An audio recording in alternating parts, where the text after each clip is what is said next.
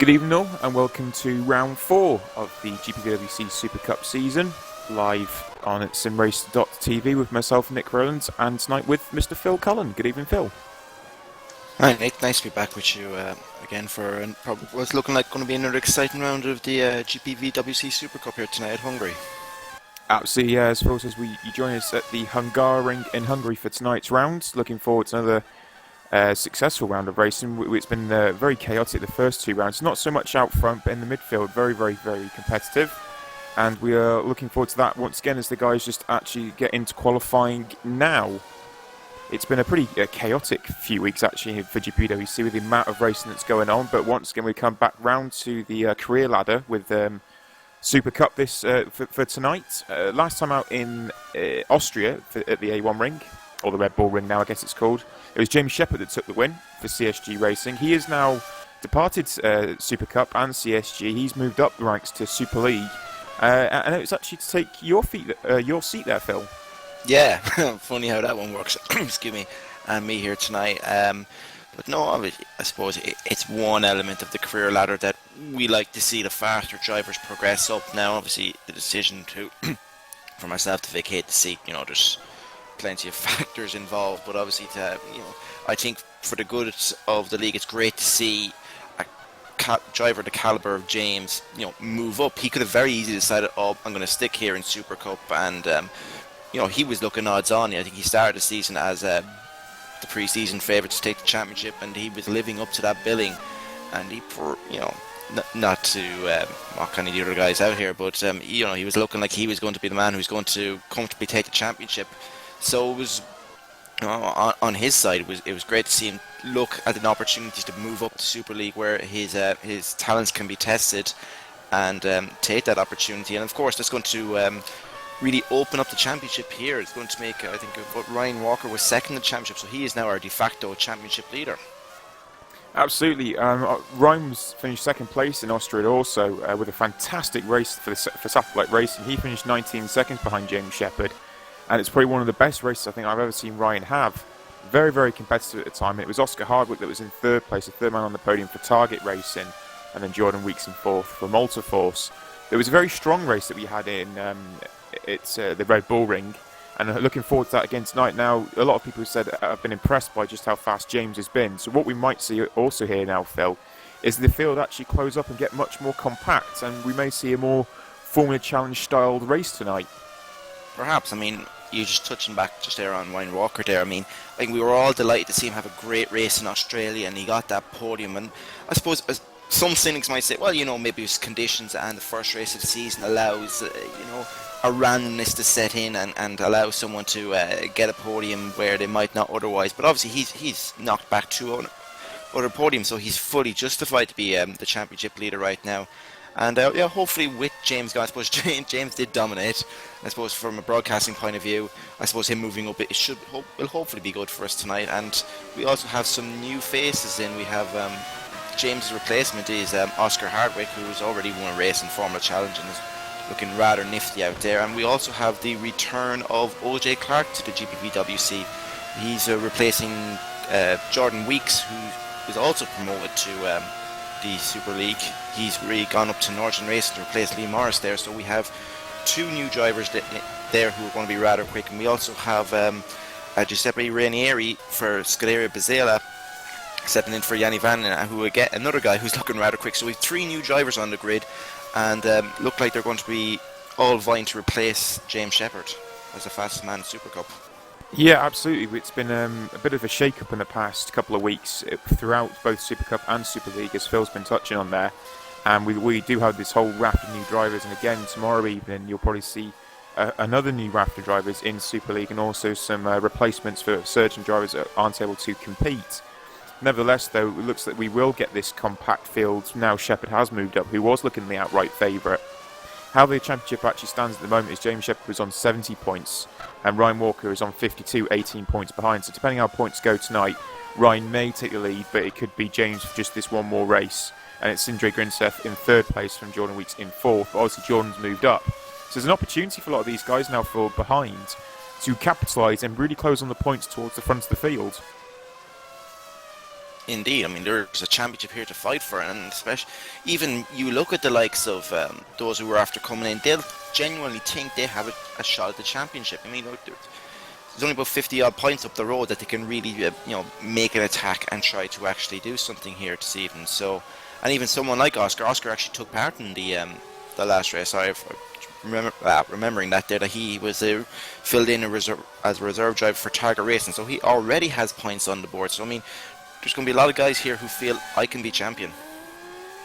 You're absolutely right, and just as we've got 8 minutes left in qualifying, it's Ville Lapala that's at the quickest time there, 1:24.2, and this guy at the moment is just simply chopping, changing cars left, right and centre, Super League, Formula Challenge, Supercup. He's been doing races over in FSR as well, did 2 series over in FSR as well over the weekend, so this guy is doing a lot of driving at the moment, and he's currently the fastest man in Supercup at the moment on a 1:24.287 from Oscar Hardwick, the new man at CSG, on a 1:24.450. Paweł Lotnowski is still in the Innovision car, and we've got a non-change there. He's on a 1:24.5, and as we can see already, since Shepherd has not set a qualifying time, the field is already much closer in qualifying.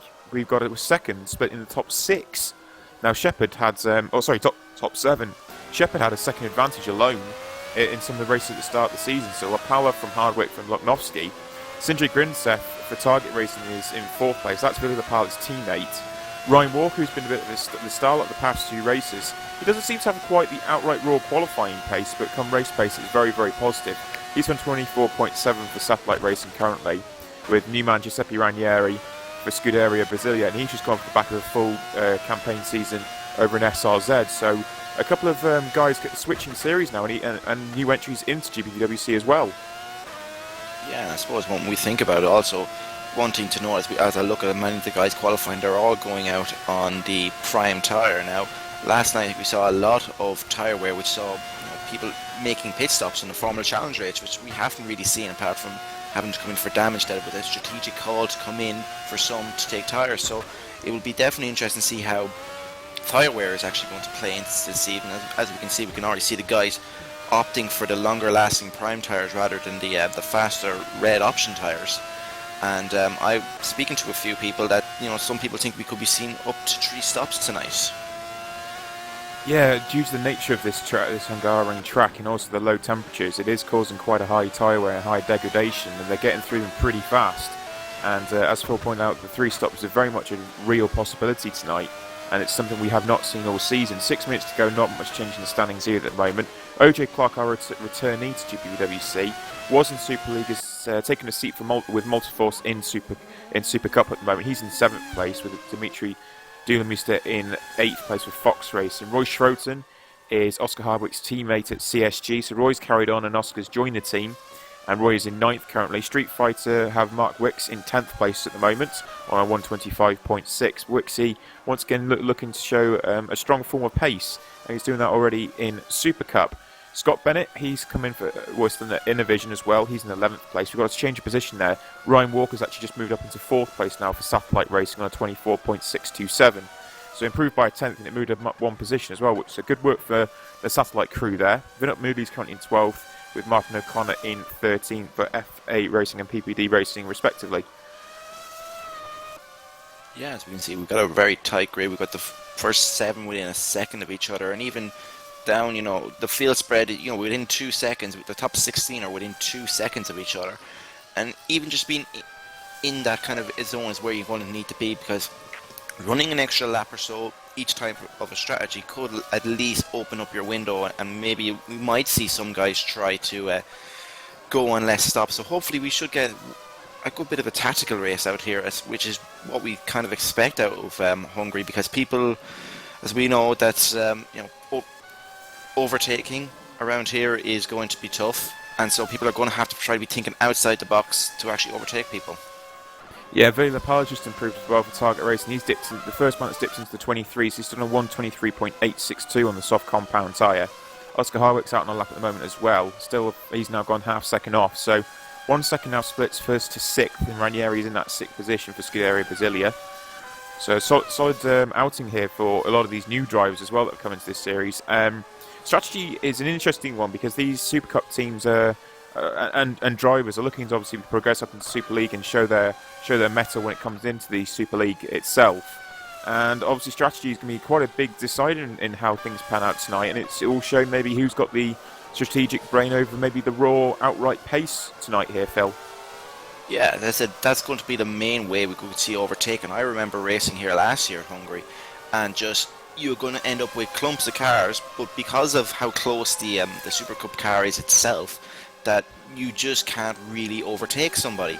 And I can remember long periods of time just being stuck behind people and knowing that if I'd gotten clear I could have gone quicker, but just you're relying on, you know, either coming in that extra lap earlier or that break in traffic that you can actually make your way by somebody. So it's yeah, I said it's going to be a Tinkins man race, hopefully. It absolutely will be, and Philip Cullen has now come back into pit lane while Oscar Hardwick's on a hot lap at the moment, 24.4, his current fastest, as the Pala comes back out of pit lane now. No real change in the top 10 currently. Wixie still holds that 10th position for Street Fighter. Scott Bennett just a 10th off behind in the 11th place for Innovision. So still pretty compact field. It's only the Pala that's obviously dips into those 23s.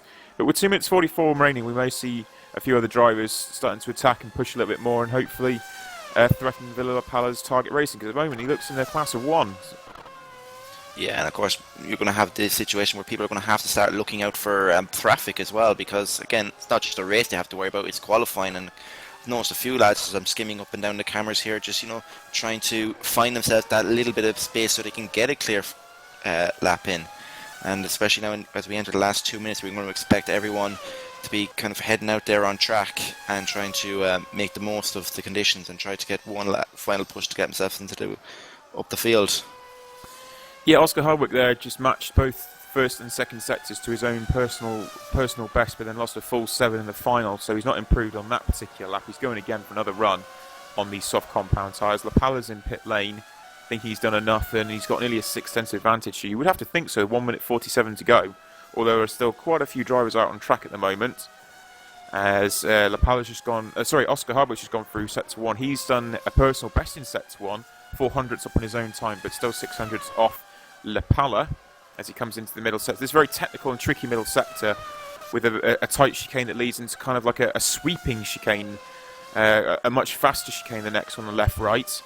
Looks like he got a little bit of oversteer on exit there as well, which cost him a few tenths as he comes down to the fast right-hander. Yeah, he's lost quite a chunk of time there, nearly 2 tenths in his own personal best and half second on Lapala, so don't see any real improvement coming there from Hardwick as he's backed off and looks like he'll be ready to go again. In behind, Pavel Loknovsky, 300ths off on his own time. Now he's 2 tenths off at middle sector, so no real improvement there for him. Ryan Walker's done for the day in terms of qualifying. Sindri Grinseth is, oh wow, he was on a lap, and Giuseppe Ranieri just in front of him has completely obliterated his car. Got a huge oversteer moment and has taken the front left tyre off, in fact. So that's very that's easy thing to do at the top of that hill. That kind of thing. It's you're heading into that corner slightly on side as you're going into it, and so easy just to get a wheel wrong, and you know it will shoot you. If you get too much on those curves, it will shoot you off. It'll be one thing you'll have to watch out for in the race. And sometimes you can get away with saving it, but on that occasion, Ranieri didn't, and that's the end of his qualifying session. Yep, so Ranieri's back into pit lane now as Oscar Hardwick goes through set to 1 again. 400ths underneath this time, 500ths off Lapala, so solid set to 1. Now set to 2 is where he blew it last time. Let's see if he can hold it in this time in the middle sector. So he's improved once again throughout set to 1. Loknovsky's on a lap as well. He's gone a 10th off though in set to 1. Ryan Walker's still sitting in pit lane, and Sindri Grinseth hasn't improved in time or position. Coming up to the middle sector beam now for Oscar Hardwick of CSG Racing, the new man to CSG. Coming through the middle sector now, and he's actually matched his time in the middle sector by the looks of it. Or have I lost timing? No, looks like I lost timing there.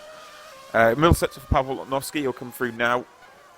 And he's still a 10th off his own time, 6 tenths off Lapala, so no improvement coming at the moment for him. As Oscar Hardwick is coming through the final corner. Quite a tricky final corner. Got to drop a couple of gears, make sure the rear end doesn't step out, and really power through the final part of it. It's a quite high in terms of tyre wear through there. 2 tenths improvement, 24.2. So improved in time but not position. Only 3 tenths off Lapala there. So good final sector there for Oscar Hardwick. Yeah, even though it doesn't get him pole at least gives him a bit of leeway in case Pavel improves, which he doesn't. But it's a great qualifying session from Pavel Loknowski. I've been hearing good things about him this week. You know, he seems to be rather at home here at Hungary, which would be great to see. I suppose since he's dropped down, I suppose a lot was expected of him, and I think he hasn't hit what we know Pavel is well able to do. So hopefully it could be a good day on the cards for the Estonian here today. Yeah, fastest man on track at the moment was Sindri Grimseth, but he's just dived himself back into pit lane, so he's now done. So it looks like we have our qualifying completed now. And it is Ville Pala for Target Racing that has taken pole position. The only man at 23.862. Oscar Hardwick, second place man for CSG Racing, 24.2 for himself there. Pavel Noski for Innovision is in third on a 24.5. Most of these drivers, as we alluded to about 8 minutes ago, no real massive change in positions for a lot of these drivers. A few drivers did jump up. We had Sindri Grimseth slots into fifth place for 24.6, matching Ryan Walker's time pretty much, but he's in front on fourth. Giuseppe Ranieri sixth after his big crash. OJ Clark seventh place for Multiforce. Roy Schroeder for the second CSG is in eighth. Scott Bennett for Innovision ninth. Dimitri Julemeister moved up for Fox Racing into 10th place and knocking Mark Wicks in the Street Fighter down to 11th. But still a very good outing for Wixie there. Patrick Gatewood, who was a bit of a star of the last race, had a good qualifying, is down in 12th. He's 1.8 off the pace for Multiforce after qualifying. And it would appear that most of the top 10 here, Phil, have also opted for the soft tyre as well in qualifying. Yeah, as it will be interesting to see how, I suppose we associate everybody going with the quicker super soft tire out there, which is designated by the red stripe for those of you who are joining us for the first time here. But no, everyone has seen. I'm just looking up and down the field. I don't think anybody has actually taken the red tire. Everyone is on the prime soft tire, which is marked with yellow. Now, obviously, here at GPVWC, we're a bit like the Formula 1. We do have to use both compounds, unlike last night where at the Formula Challenge, that you have to use both the red and yellow striped tyres. So given the higher tyre wear, that gives us an indication just how much people are thinking, right, the reds aren't really an option. So we could probably see very late dashes into the pits, maybe to run the red tyre for as limited a time as possible. Quite possibly so. Those guys towards the front on the option side, the red tyre, they're going to have to gamble quite early on if they decide to come into pit lane and go onto those tyres. So, as you said, we may see quite a varying strategy call with how they start this race, and if they decide to dive into pit lane quite early and get rid of those softer compound tyres, or if they decide to do short stints of soft tyre running as well and maybe increase the stops but go for the outright pace here, Phil. Yes, indeed. So it'll be interesting to see how people are going to handle that one now. I think one thing we are going to be looking at, it looks like we are going to get a dry race. I think a lot of people have been getting a little sick of the rain falling, but obviously that's the way the world weather has been treating us lately. But it looks like we're actually going to get a fairly dry race, which is I think some people will be glad to see. But obviously it's one less bit of strategic thing that they have to worry about today. Yeah, obviously due to the world weather at the moment, everywhere in Europe still seems to be pretty cold and there's not really much change in the weather. But Hungarian at the moment, while we do have dry conditions, it's still quite cool. And we believe this is what's causing the higher tyre wear for people. People are getting generating the heat through the tyres, is what I've been understanding from the paddock. The heat's coming up in the tyre, but there's just an excessive amount of wear in the tyre. So it's obviously the colder conditions, it's scrubbing as opposed to gripping. I think that's what's causing the issue when it comes to the tyre degradation, and then people looking to do more than 2 stops or having to certainly play a strategy game here today rather than what they have done previously. The soft tyres we've already seen before as well. When it's rained and gone to those changeable conditions between rain and drying, those soft tyres, the option tyre, have certainly been the quickest one to jump onto, simply because of how fast the heat comes up into them.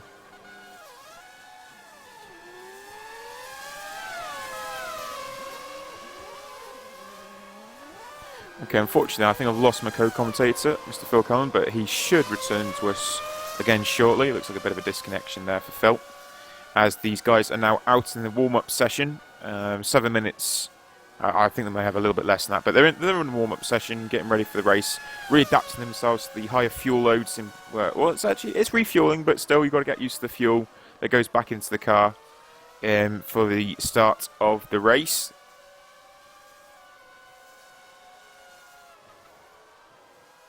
So in terms of championship, I'll just run you through the championship standings at the moment. As I alluded to before, James Shepherd is currently the man leading the way on 70 points, with Ryan Walker in second on 52. That will change eventually. Now Shepherd has got that promotion up to Super League with Halcyon Racing, Phil's team. Sindri Grimseth in third place on 37 points, with Jordan Weeks on 35. Ille Pala, pole position man, is on 33 points. So looking to make some headway today and try and improve his position in the championship and move towards that title challenge, which looks like it's going to be headed up by Ryan Walker currently. Roy Schroten is in 6th place, the second CSG man on 26 points, with Mark Wicks in 7th on 21. Scott Bennett on 20 points in 8th. Patrick Gatewood on 17 points in 9th. 10th place man Dimitri Doonmister on 17 points. Also, Constructors is headed up by CSG Racing here currently, 96 points to them. Target Racing in our second place on 86. Those two teams are the most likely ones that are going to go head-to-head for Constructors in terms of the two drivers they have in their team and how competitive they actually are.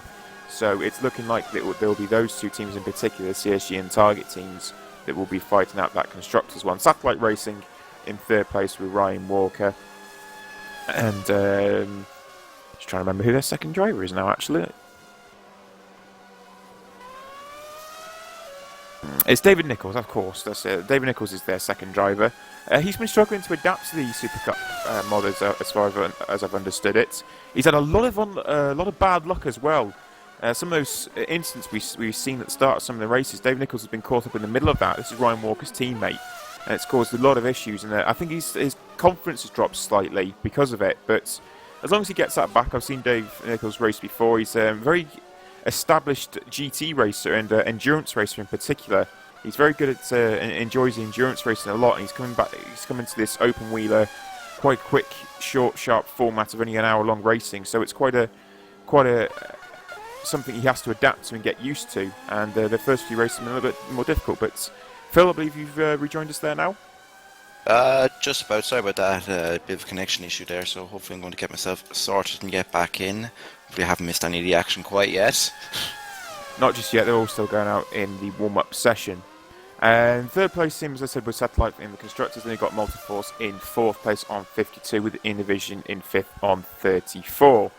Scuderia Brasilia are only the team at the bottom of the standings on 2 points, but after signing Giuseppe Ranieri, you would think that they're going to start pushing their way up through the field after the pedigree that comes with Giuseppe Ranieri. He's a very established driver, as I said, over in SRZ. Also has taken to the FSR paddock as well in World Series. So Brasilia have got themselves a pretty solid drive there, and will hope to boost their Constructors Championship points, hopefully in this race, and see them lifted off the bottom.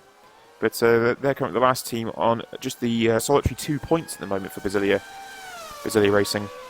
Yeah, I think that's anytime you can bring in. I suppose the thing is, firstly, it's a bit of an unknown. Ranieri hasn't raced. It's his first GPVWC race, but obviously when you get someone who's got experience elsewhere and is rather quick, you're going to snap him up as quick as possible. And I suppose it was fortunate for Scuderia Brasilia that at this time that Yanni Van and the guy they had originally signed for doing it, he has had issues and he hasn't been able to race, which opened up the seat. I suppose the same way for OJ Clark, that because the Supercup season and all the teams have been filled up, you are out there waiting for an opportunity to actually take part. Obviously, actually, one thing I need to clarify, I've been making statements about people being on the wrong set of tyres. I was having some slight issues, it seems, to where the tyres weren't showing up correctly for me, so I have to disregard any of those statements I was saying with everyone being on the old prime tyres there, at least in time for the race anyway. Absolutely, the top 10 in particular are out on those option red banded tyres. We've got 3 minutes left in the warm-up session. It's Villa Pallet's gone quickest as well in the in the current warm-up session trim, which is likely to be high fuel, their race fuel trim, which is 24.4. Giuseppe Ranieri, as I was saying before about his pedigree for Scuderia Brasilia, 7/10 off from 25.2, so a little bit off in race pace. A lot of these guys just go round lapping and also practicing their starts. Patrick Gatewood, Multiforce, 25.8. So there's no real representative time other than La Palas at the moment, with 2 minutes 35 of the session to go, as these drivers go out and practice the starts and get used to the fuel loads once again. So not too long, though, left in the warm-up session. As I said, 2 minutes 20 to go before these guys get back out on track for the race. Yeah, obviously we can see a lot of people actually out there just trying to practice their opportunities, practice their starts before the start of the race. And So you're looking for that extra bit of edge that they can take and try to overtake people at the start of the race and try and make up as much ground as they can. Obviously, it's one thing that we've seen. Actually, the Supercup have relatively clean starts, I think, aside from the first one in Australia. So, let's see who can be the great fast starting driver and make up much on the grid. Sure, we've seen some solid starts lately from a lot of these drivers. Some changes, obviously, throughout the paddock as well. Formula Challenge have actually moved to a launch control system now as well. I don't believe, though, Phil, we have it for Supercup, do we? It's just a standard clutch start still, isn't it? Yeah, no, because obviously the Supercup lads have actually done a fairly good job as well as the Super League. And the main reason for introducing the Formula Challenge level was just to give some of those guys who have been struggling at starts and an extra aid there that we can actually help to get the starts off, because we had seen a few start line accidents and no one does want to see that. And outside of major reconstruction of stuff, we just want to tweak things as we go along to help improve the experience. And judging based off what I've heard last night, seemed to go reasonably well. So obviously it's something we don't need to look at for the Super Cup guys. These are the guys we hope to see in Super League one day, and we expect them to be able to start the car without spinning it off the line. Although, could be famous last words now. Yeah, absolutely. We could see a chaotic start on the race down into Turn 1, because it is quite a long drag down into Turn 1, and Turn 1 is quite tight. It's a hairpin that obviously comes back on itself, and it's very, very tight on the apex in particular. There is quite a large, wide runoff on the exit, though, over a series of AstroTurf before you get up to a gravelled area, but still, it's a very tight Turn 1. A lot of people will try to dive for that inside in particular there, Phil. Yeah, it's rather inviting when you're going up there, because you do get up a fair whack of speed ever since they upgraded the circuit. I suppose it's been a long time there now. I suppose nearly 10 years now. I suppose they've got that extended, first corner. I suppose some people might not remember that it was a tighter run or a shorter run down even to Turn 1. So I suppose it's inviting just to feel the break off just a little bit and just try and dive in there. And especially with the run off there, some people might feel they've got that little bit of security that if it goes arseways, then they can get away with it. So it'll be interesting to see if we can see some people try to even cut back on each other, take it on the inside or at the outside even, knowing that the next corner down the hill is actually going to be a left-hander and they would be on the inside. Yeah, for sure. We're just waiting, obviously, to go to the race now at the end of warm-up here. Now, it was Villa Palette that did stay on the top of the session on 24.4 from Giuseppe Ranieri on 25.2. Obviously, those times will get changed. Now we're going to the race. Attention grid, all non-essential personnel use the grid now. 45 laps here today, so should be in or around an hour long. Yeah, it should be roughly, like you said, an hour long for 45 laps, and depending on how people strategize as well, we could see anything between 2, 3, and 4 stops, I'd say here, Phil, with the tyre strategy. And that's going to be the absolute crucial and critical thing here. People darting away at the start could be on the option compound and pitting quite early and switching over. So these first few laps, these first 10 laps in particular, are going to be very interesting to see how the field is actually going to shake out. Yeah, I'm with the feeling I'm going to find myself a piece of paper here, so at least I can write down as people are changing compounds, so we can keep track of them, because it will be interesting to see if we do see a mix-up and if anyone goes against the grain to try to extend the life of their tyres by maybe going with the harder compounds more often than the softer compounds. Absolutely. Well, as we just start the formation lap here, the ambient temperature is 12 degrees, track temperature of 15, so it is quite low in comparison to what these guys are used to with the hotter temperatures. Villa Palado is pole position man here today for Target Racing. Oscar Hardwick's in second place. Pavel Lotnovsky in third for Innovision. Ryan Walker fourth for Satellite. Sindra Grimseth in the second tight car is in fifth. Giuseppe Ranieri on debut in sixth place. OJ Clark on returning debut in seventh place, with Roy Schroten in eighth. Scott Bennett is ninth for Innovision, with Dimitri Dumuista in 10th. Mark Wicks lines up in 11th place, with Patrick Gatewood in 12th. And Vinod Moodley having a bit of a moment there, actually. He's just had a moment and gone, and looks like he's got some damage as well. Warming his tyres up a little bit too much, and in 13th place, and his car's actually pulling to the right there, and he's having to counter it to the left, so damage already there for Moodley. Martin O'Connor, he's done actually quite well just lately. He's had some great starts and been circulating up inside the top 10. He qualified in 14th. Ben Warren is in 15th place, with Morten Verneson in 16th place. With Dale, I'm sorry, just a word there for Morten Verneson. He had a fantastic finish, actually. Fourth or fifth, I can't remember which way round it was in the A1 ring, and he had a great run. I think it was fifth it was in the end. Dale Stones is 17th place man. Ed Williams is in 18th. With Nico DeConnick. And sorry, just see OJ Clark's after having an issue. He's just, this is we were talking, Ernest, and I had the camera on him, and yeah, OJ kind of spun it there, going through the right left there, and he's just creeping himself back in, just rejoining the field now. Hopefully OJ is rather aware that he should be holding position right now, and but yeah, another person who's had a bit of a scare. Kind of reminds me of last year actually, when James had his own scare and ended up spinning the car on the formation lap. So a lot of people seem to be, as we see Vindop Moodley coming into the pit lane as well. So obviously, as you pointed out, he probably picked up that little bit of damage, and he's going to come in, get it sorted out before they start this race. Looks like it, yeah. 19th place is Nico DeConnick with Andrew Pestovs in 20th. Joseph Davakos 21st, Martin Bolgin in 22nd. Dave Nichols is 23rd. Andreas Waters is in 25th as these cars line up on the grid. As OJ does find his grid slot back in 7th place, we wait for the lights to come on. As they sit on the grid now, just waiting for those lights. Here we go. Second light, third light, fourth light. Revs are up. Green light, and away we go. Good jump there for Billy Lapala. That's a great start, but a lot of wheel spin. And Oscar Hardwick's got a great run off the line. He didn't wheel spin as much as Lapala. He's going to go to the outside on the dive down turn one. Lapala covered him off very, very well. Now, can Lapala hold the inside line? He has. That's like Nosti going very deep in turn one as well. Lapala holds off Hardwick. He's held on to third place, and Ryan Walker comes through in fourth, with Grinstead in fifth. Because once again, Patrick Gate with an unreal start. He's up to seventh because Roy Schroep's just gone the inside of him and up to turn two. And OJ Clark's gone backwards into P8 behind his teammate, but they're going to go side by side up towards turn 4, and this is going to get very, very dicey between them. And round the outside goes OJ Clark, off the track and back on again, but Gatewood holds on to the position, does he? Yes, just. Yeah, it looks like just after the start there was a slight incident there at the back, which with Peshov looks like he got a slight tap, I think it was from William Tringas there, as Peshov is actually in fact retired from the race. I think he met around the first corner and got going, but looked like he had some wing damage and lost it. Then coming out of on the straight, actually, strangely, and lost his back tyre. So that's the first retirement of the race.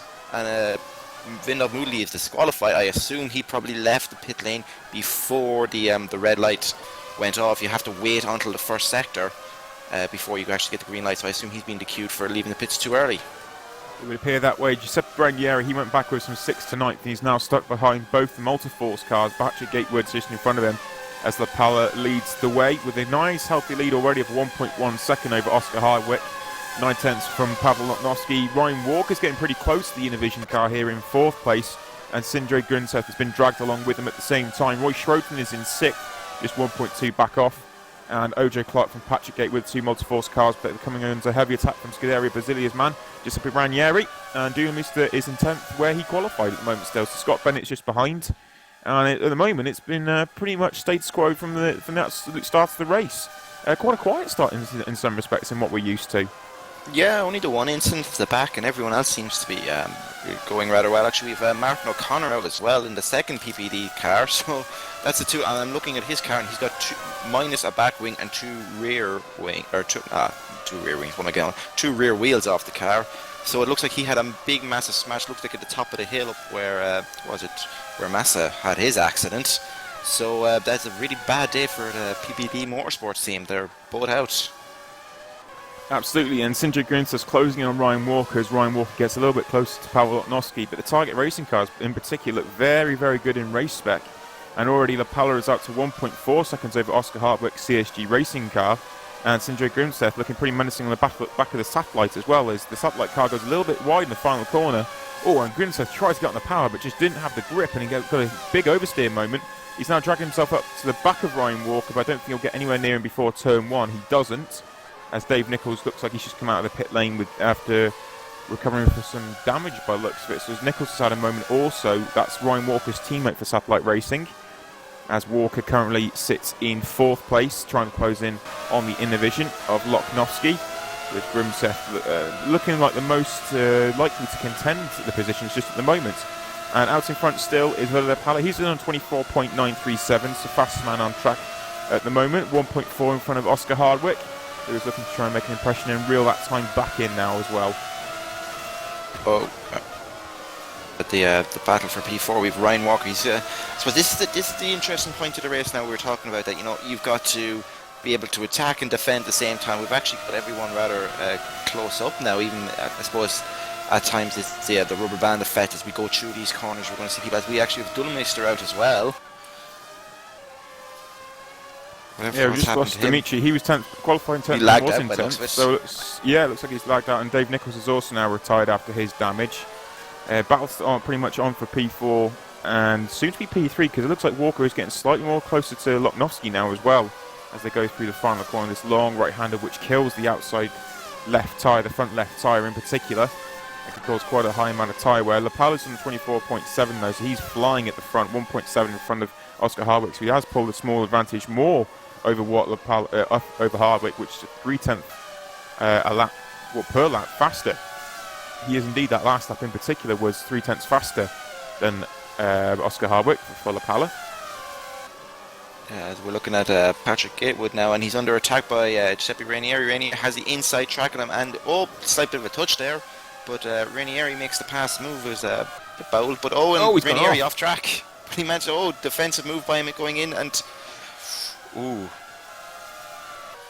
yeah, it was Ranieri got the inside line in turn 2 and he made it stick, and as he came through the next corner he ran very, very wide, came back on the track, pulled it to the left to try and defend the line, and I think he called that a little bit late and Gatewood gave him a little bit nudge from the back, and it's allowed Scott Bennett to close onto the back of Gatewood now, but Ranieri moves up and is now into 8th position, and he now is going to try and close a 3.7 gap down to Roy Schroten, who's closing in on OJ Clark, with Sindre Grimseth still pretty close to Ryan Walker, and Walker still quite close to Loknovsky.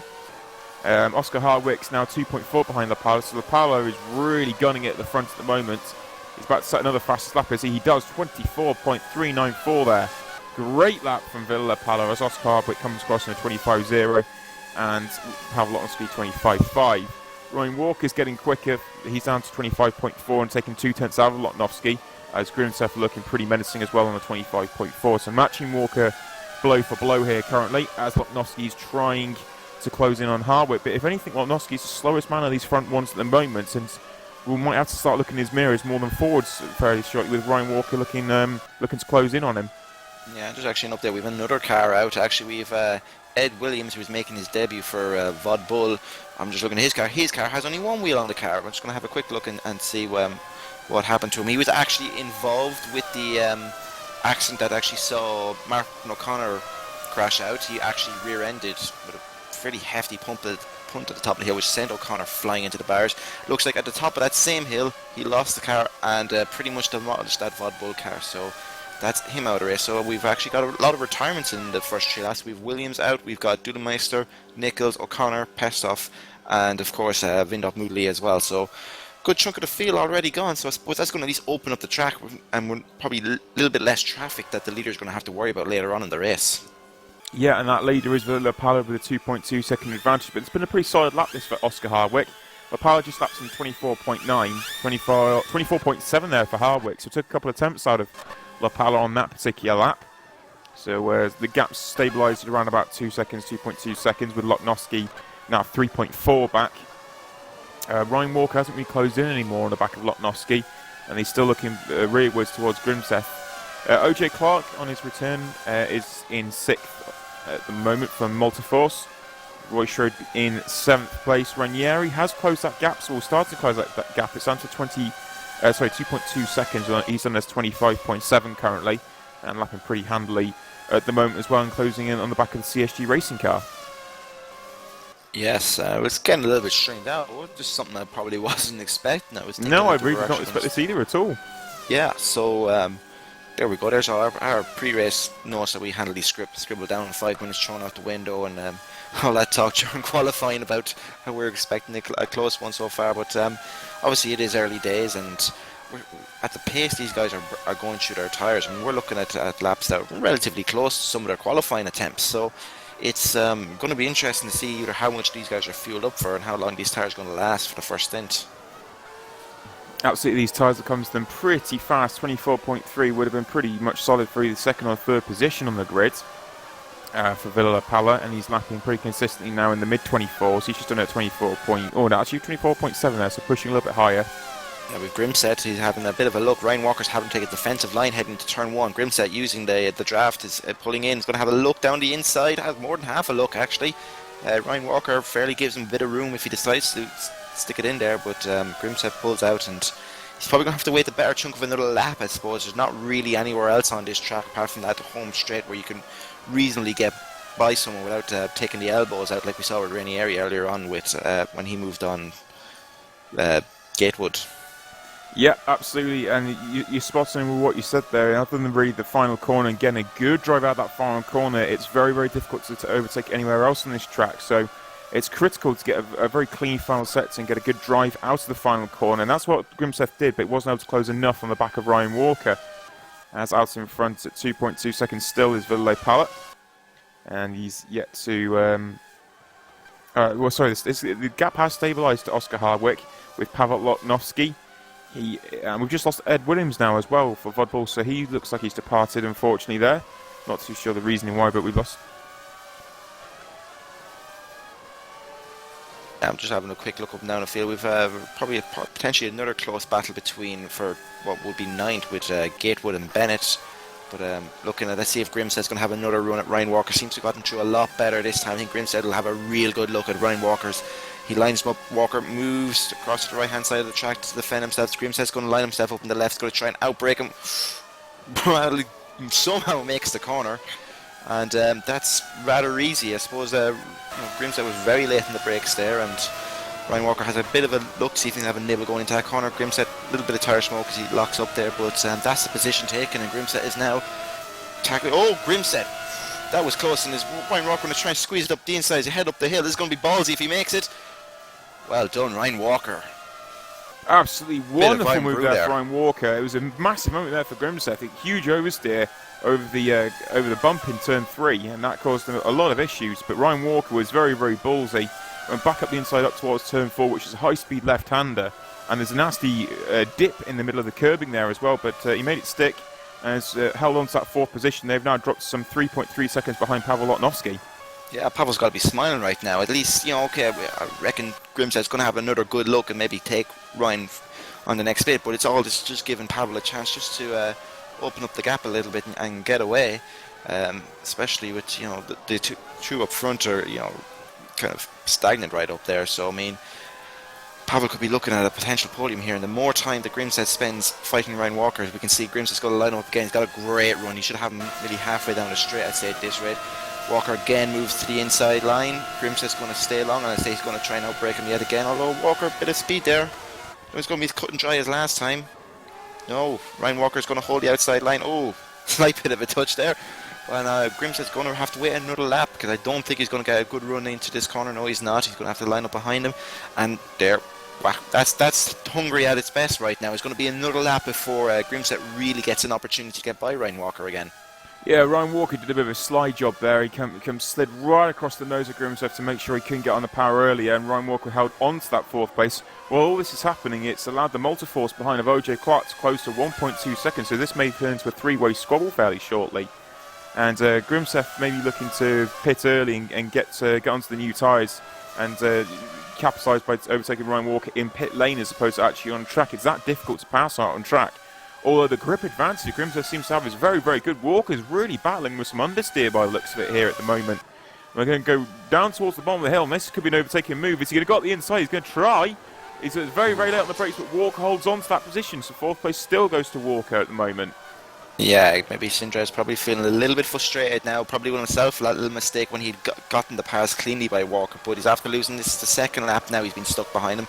Could easily be a third. It's not the greatest exit out, but as you said, Ryan seems to be struggling on the tyres right now. Again, goes to the inside. Grimseth's a bit far behind. It's going to have to take those elbows out if he's going to have to make this overtaking move work. He's going to brake late, cuts across the front of him, but obviously there's gaps in between the car and makes the pass work. See the grip that Grimseth feels on the car. It's a very good, clean move. Yeah, he's very, very bold move to. But another mistake by him as he coming into the car. Yeah, he went a little bit wide in 2, but it looks like Walker did as well. He was a very, very bold move there. He knew how wide the corner was in turn 1. Dove towards the apex, got it stopped, squared off, and came back along the outside. And Grimseth got the job done. in front of Ryan Walker. It was a great move there from Sinjay Grimseth. So he now moves up to 4th place for Target Racing. So Target Racing now 1 and 4. Walker's now 5th, with OJ Clark after all that has closed in. OJ Clark is in 6th and just 4 tenths behind Ryan Walker. So Ryan Walker's pace at the moment is not strong at all in comparison to what we've seen at the start of the season. He's definitely struggling at the moment on these tyres on lap 9. Yes, indeed. And just giving an idea, those 2 laps that Sindra found himself behind, he did a couple of 26.3s, and in comparison, Pavel had done a 24.7 and a 25.0. There alone is nearly 2 seconds worth of a gap that was built up, all because of that one mistake. Just gives you an idea of the ripple effect that one tiny mistake can actually make and actually cost you. But he's on the road now. He's 12.5 seconds behind his teammate who's out front. The gap is still more or less the same. It's 2.3 between Lapala and Hardwick right now. They seem to be trading blows right now and probably thinking ahead, trying to outthink themselves right now. As you can see, OJ Clark is now running himself right up behind Ryan Walker. Probably a couple more laps before he'll actually have an attempt. And we can see that Ranieri is also caught up in the back of the second CSG car of Roy Schreiten. So we should have a few battles going on now, I'd say, in the next few laps, I'd say. Yeah, we're on lap 10, so we may even start seeing pit stops occurring. But Ranieri has closed on Roy Schroeder in particular. Ryan Walker had a big moment through turn 4, got it all sorted out and stayed in front of OJ Clark as these 3 all run together. Loknowski's now 4.8 down the road, still lapping at the low 25s he's currently lapping in, with the 2 guys in front of him, Oscar Harvick and Villa Pala, lapping in the mid 24s. So still some very, very strong pace from these 2 out front. But like I said, we may start to see the pit stops happening fairly shortly to dispatch these option compound tyres. As La Pala, what's he going to do? Is he go? Oh no, here we go. So race leader Villa Pala is the first one to come into pit lane. On lap 10, he's decided that enough is enough, and he is going to get rid of these tyres. So into pit lane he comes. Oscar Harvick goes through. Pavel Loknowski, in addition, also dives into pit lane. So he goes into pit lane as well. Villa Pala right towards the end of pit lane. He had to go all the way down to the bottom. Loknowski's near the top. Grimseth goes through, so does Walker and OJ Clark. Roy Schroeder also carrying on, as so does Ranieri. So away Villa Pala goes. He's going off the pit lane speed limiter now, going down towards turn 1. Who's that behind him? It's Roy Schroeder. Can he keep in front of Schroeder? This is critical if he can, because he needs that clear air with these new tyres, and he has done. So good work there for Villa Pala. He's now got 3.7 seconds worth of clear air in front of him, and Villa Pala holds 5th place. But crucially, he has clear air. Roy Schroeder is now behind him in 6th place for CSG Racing, with Ranieri in 7th place. And yes, Loknowski came out in 8th place, but he also came out into clean air, so that's good work for Loknowski. Yeah, we can actually see that Schreiten is kind of it's close. It's going to give Lapala something to think about right back there, and it's, well, obviously, like you said, it's a vital move for him. If he gets stuck behind Roy, and Roy, obviously being Oscar's teammate, could have come into play and at least given Lapala something to think about. And even now, I suppose he's still lapping rather close behind him, because with his own low fuel load, that at least he can kind of just trouble him and just maybe even try and make it the odd little bit of mistake for Lapala. Yep, race leader is Oscar Harwick. On that last week, we did 24.2, and he's just done a 24.6 there, so he's still out there on track. We've Grimseth in.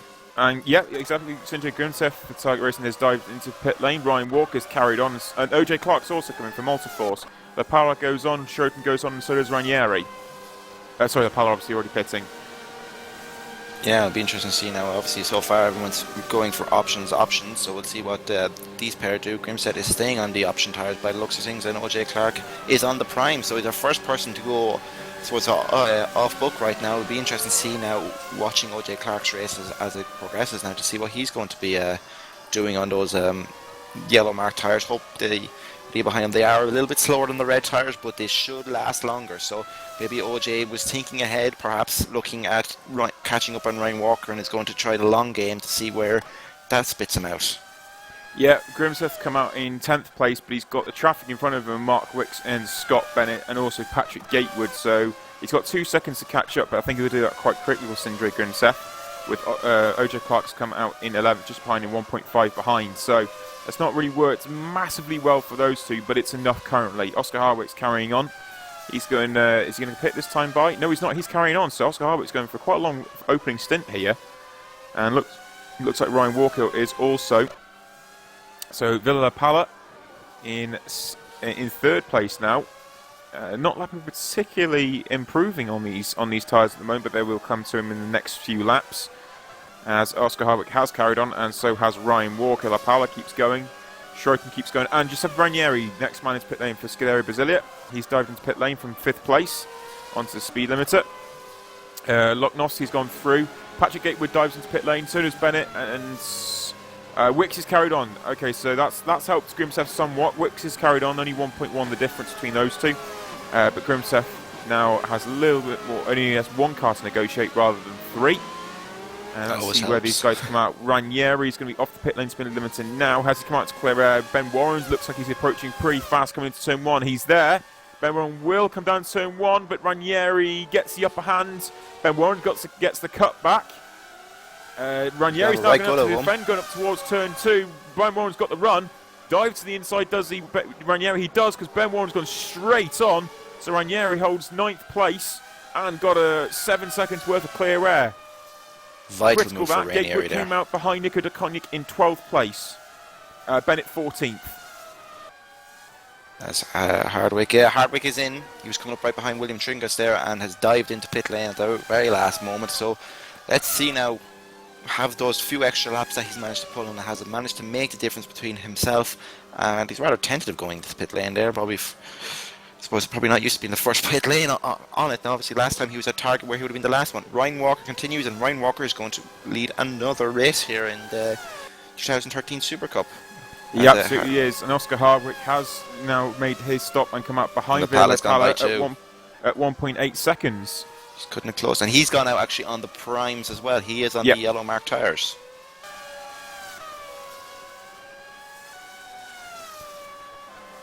And with the fact he's now come out on the prime tyre, it's actually our cameraman, Mr. Simon Melliwish, that's called this one. I think he may do 1 stop less than La Pala.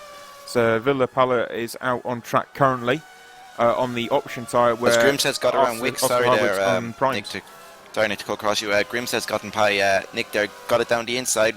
Wixie, the wily old veteran, tried to get the cut back on him, but Grimseth had the inside going into turn 2 and seal the position. Another important move for Grimseth. But he's actually lost a lot of time over that pit stop. He's about, nearly 7 seconds, 8 seconds behind Luknowski. Okay, maybe not a lot, but seems to be quite a far bit behind him now. So as La Pala has gotten around Ryan Walker there for the lead in the middle of the track, gives you an idea of the advantage of fresh rubber on your car. Absolutely. It looks like he's actually got quite a large advantage there. Lost quite a lot, about 3 seconds I think it is over the Alfa Grimseth, as La Pala has taken the lead, just spot on. So Villa Pala goes back into the race lead, and Ryan Walker now pits on at the end of lap 14 for some new tyres. He's the last man of the front runners to pit currently.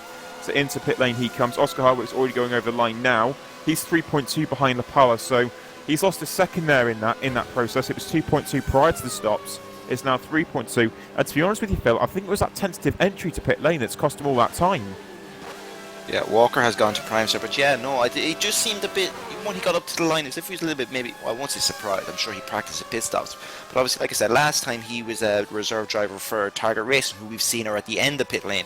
This time you're at the front, and I suppose you have a different mentality when you're thinking about, you can be caught off, especially where the line is nearly right on top of the first pit box, so, I'm sure we'll probably see in the next pit stop, we can probably attack it a bit more, but it's these little things, and even that, I suppose he's now 3.4 behind now, he's lost another 2 tenths, but given the fact that he is on the prime tyres, we're going to expect to see that gap stretch a little bit.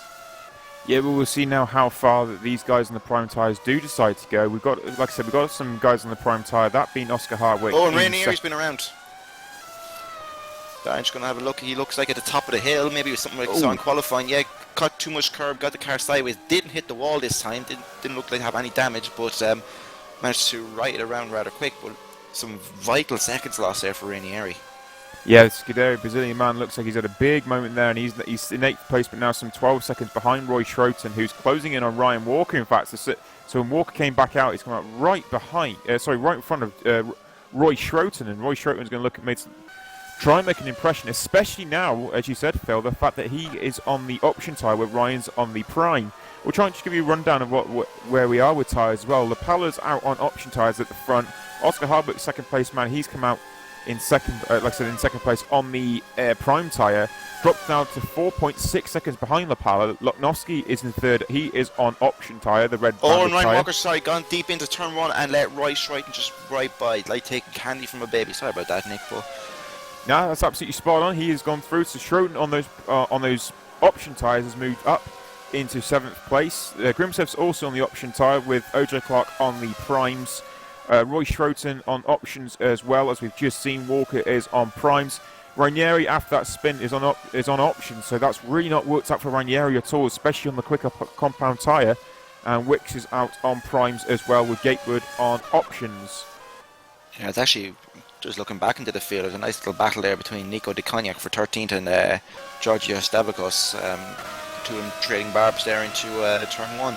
But actually, just think about during that pit stop sequence, we'd seen that OJ Clark had actually jumped Ryan Walker. Remember that Clark was one of the first to come in, and he was about a couple of seconds behind Ryan Walker, and obviously between him getting out and finding that little bit of clear air versus Ryan Walker staying out not too long, but obviously trying to extend the life of his tyres beyond what they were capable of doing, allowed Ryan Walker to be jumped there by Clark. And obviously Ryan maybe not quite as comfortable on these yellow prime tyres as he was going deep into turn one and then losing that position to Roy, but he's probably looking now that he's got a little bit of space between himself and Ranieri just to try and settle himself down, get himself back into a rhythm, and try and hold position.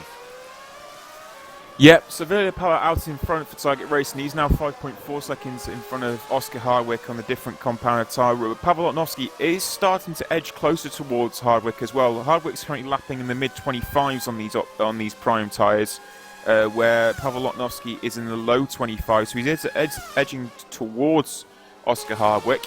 Sindre Grimseth on the options is 7.8 seconds behind Lotnowski and not really made any impression going forwards. He is also lapping in the low 25s.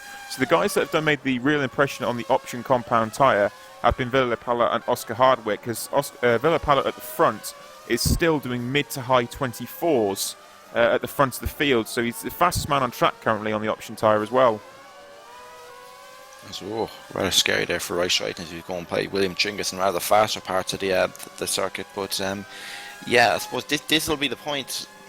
I suppose I made a ways earlier on that people want to not run too long on one set of compounds. We can see that we've obviously seen what Hardwick can do in terms of lap times, and we can see now he's running about nearly a second and a half off what he's capable of. Yeah, and you can see there the difference between the two compounds in how they run in. But the thing we've got to remember here is obviously these will go much further into the race, but there will be the time deficit.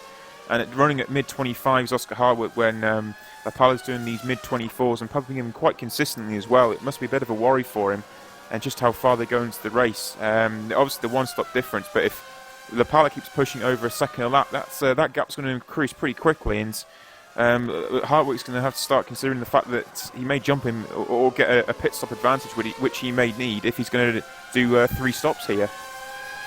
Yeah, I'm just looking at Grimsey. There's a little minor moment coming out of the first sector. He's got the car slightly sideways there, as we're going to go down to the battle to 11th between Scott Bennett, and he's got Morten Wernerson right behind him now in the Vod Bull car, and has a bit of a look looking up the hill, but doesn't take it. Both of them compromise going into the corner, and just a little bit up the road then from there is the 10th position Patrick Gatewood. So an interesting little train happening here for the bottom of the top 10 as a 24.1 for Lapala. That's the fastest lap we've seen so far on the track. Yes, it is, and obviously just extending that lead a bit more as we see it was a 25.3, so there you go, 1.3 seconds alone there on that lap for Lapala, and I'm sure there's going to be some head scratching in the CSG as they try to manoeuvre Hardwick into a position where he can obviously look for victory. Yeah, so quite a big gap now. It's at 7.6 seconds between the pair of them, and Oscar Hardwick, he just needs that little bit more pace on those tyres, and he'll start to really bring himself into a nice little window behind Lapala. But Lapala's lapping beautifully at the moment in the times that he's doing. 124.1 as Phil's on that last lap, which is the fastest lap of the race as well. The only problem he's got now is he's coming up behind traffic. Andreas Waters being the first one. He goes straight on, coming down the hill towards turn 13. He's got out of the way. Lapala has now gone on, and he's coming up towards the next man on track. Looks like it'll be Devarkos. He's got a good few seconds though before he gets up to Devarkos. And so a little bit more clear air now, and he's about the same in the middle sector. What's his final sector like? And it was good enough for a 24.4, so lost a couple of tenths that final sector, but it's been good enough. Harwick just gets by the Niko de Konik there. In fact, Oscar Harwick just gone by. He lapped at a 25.6, so the pace has dropped once again there as well for Harwick.